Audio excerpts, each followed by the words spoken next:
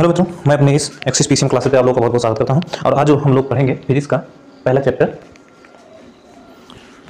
जो है physics coulomb का नियम एवं वैद्युत, ठीक है, मतलब law of coulomb and electric field वाला चैप्टर हम लोग को पढ़ना है। तो ये क्लास 12 में आती है, तो ज़्यादा देर ना करते हुए हम लोग चलिए बात करते हैं आपके कूलाम लॉ पे। ठीक है, देखिए कूलाम के नियम में, ठीक है, अगर हमारे पास दो चार्ज होते हैं, ठीक है, मान लीजिए कि एक चार्ज ये है, ठीक है, और इसको हमने दे दिया प्लस क्यू नाम, ठीक है, प्लस क्यू, और दूसरा चार्ज यहाँ पे है उसको भी हमने प्लस क्यू नाम दे दिया। ठीक है, अच्छा भैया ये दोनों चार्ज है, इनके बीच की दूरी हम लोग मान लेते हैं, लेट कर लेते हैं कि बीच की दूरी r है। अच्छा, तो कूलाम ने कहा क्या कि जो इनके बीच में लगने वाला फोर्स होगा, ठीक है, लगने वाला फोर्स होगा, आपकी जानकारी के लिए बता दें कि अगर दोनों सेम चार्जेस हैं, मतलब यहाँ प्लस क्यू, तो इन दोनों के बीच में क्या होगा, रिपल्सन होगा, यानी प्रतिकर्षण होगा, वो एक दूसरे से दूर जाना चाहेंगे। जैसे ये क्या करेगा कि इसको फोर्स लगा के इसको बाहर भगाने की कोशिश करेगा, और ये वहीं इस चार्ज को अपनी तरफ से ऐसे रिपेल करेगा, मतलब इसको प्रतिकर्षण करेगा। ठीक है, अगर यहीं पे होता क्या कि प्लस क्यू और माइनस क्यू आ जाता है, तो माइनस क्यू वाला इसको अट्रैक्ट करता है, अपनी ओर अट्रैक्ट करता है, अपनी ओर खींचता है, और प्लस क्यू वाला माइनस क्यू को अपनी ओर खींचता है। ठीक है, तो अगर दोनों अपोजिट चार्ज है, मतलब प्लस क्यू माइनस क्यू, तो उनके बीच में अट्रैक्शन होगा, यानी कि आकर्षण होगा, और अगर वही दोनों सेम चार्जेस हैं तो उनके बीच में प्रतिकर्षण होगा, यानी कि रिपल्सन फोर्स होगा। ठीक है, ये हम लोग को पता होगा। तो कूलाम ने क्या कहा कि अगर दो चार्ज हैं तो उनके बीच में जो लगने वाला फोर्स होगा वो इस दोनों चार्जों के मल्टीप्लिकेशन, मतलब दोनों चार्जों के गुणनफल के अनुक्रमानुपाती होगा। The force between two charges is directly proportional to the multiplication of the charge. ठीक है, तो हम लोग पहले क्या लिखते हैं, हम लोग लिखते हैं कि यह जो कूलाम के नियम के अनुसार जो फोर्स लगता है वो प्रोपोर्शनल होगा इस दोनों मल्टीप्लिकेशन के, मतलब अगर ये Q1 चार्ज है, ये Q2 चार्ज है, तो Q1 Q2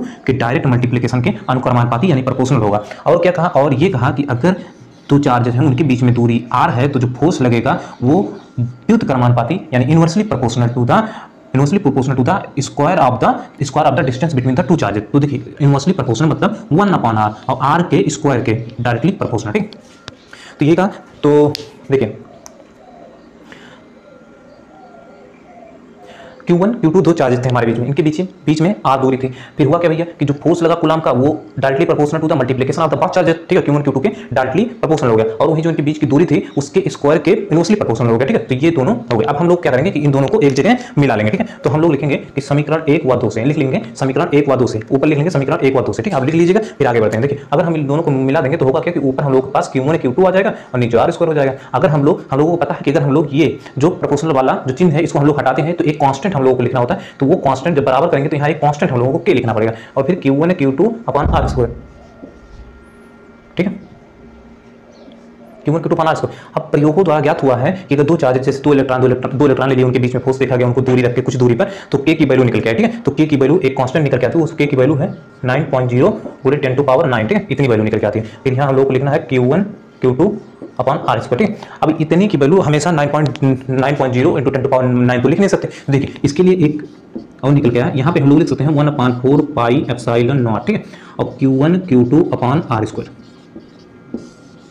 ठीक, तो यही जो फोर्स है, अगर दो चार्ज Q1 Q2 रखे हैं उनके बीच में r दूरी है, तो यही फोर्स उन दोनों के बीच में कार्य करेगा। अगर दोनों सेम साइन वाले जैसे प्लस प्लस होंगे तो वो दोनों एक दूसरे को रिपल्सन करेंगे यानी प्रतिकर्षण करेंगे, और अगर दोनों एक प्लस हुआ एक माइनस हुआ, एक प्लस हुआ एक माइनस हुआ, दोनों अगर अपोजिट साइन वाले होंगे तो दोनों एक दूसरे को अट्रैक्ट करेंगे यानी कि आकर्षण करेंगे। तो हम इन दोनों के बीच में क्या किया कि हमने Q1 Q2 चार्ज लिया, बीच में r दूरी थी और हमने फोर्स निकालना चाहा। तो कूलाम ने कहा था कि अगर दो चार्ज रखे हैं तो पहला जो फोर्स अब इनके बीच में फोर्स लगेगा वो directly proportional to the multiplication of the पांच चार्ज होगा। तो Q1 Q2 हमने कर लिया, इसको समीकरण नंबर 1 मान लिया। फिर उसके बाद में कूलाम ने कहा था कि जो बीच में जो दोनों चार्जेस हैं उनके बीच में जो दूरी होगी उसकी inversely proportional to the square of the distance होगा, तो 1/r स्क्वायर हम लोगों ने कर दिया। तो हमने इसको 2 मान लिया। फिर समीकरण 1 व 2 से हमने क्या किया कि दोनों को मिला दिया, तो Q1 Q2 ऊपर हो गया, r स्क्वायर नीचे हो गया। फिर हमने जब प्रोपोर्शनल चिन्ह हटाया तो यहाँ पे k कांस्टेंट आया, और फिर k कांस्टेंट की वैल्यू 9.0 × 10⁹ ये प्रयोग द्वारा ज्ञात है। तो फिर उसके बाद में Q1 Q2 upon r square हो गया। फिर हम लोगों ने देखा कि 9.0 × 10⁹ की जो वैल्यू थी वो 1/4 पाई एप्सिलॉन नॉट, 4 पाई की वैल्यू 3.14 और एप्सिलॉन नॉट की वैल्यू होती है 8.85 × 10⁻12। ठीक है, तो जब हम लोगों ने इतना जब निकाला जाएगा ये कैलकुलेशन से तो इतना ही वैल्यू आएगा 9.0। तो इसको अच्छे से लिखने के लिए हम लोगों ने इस प्रकार से लिख दिया। तो यही जो है कूलाम का नियम है। ठीक है, तो कूलाम का नियम आप लोगों ने सीखा और अच्छे से सीखा। अच्छा, अब लोग थोड़ी बहुत हम लोग अब देखिए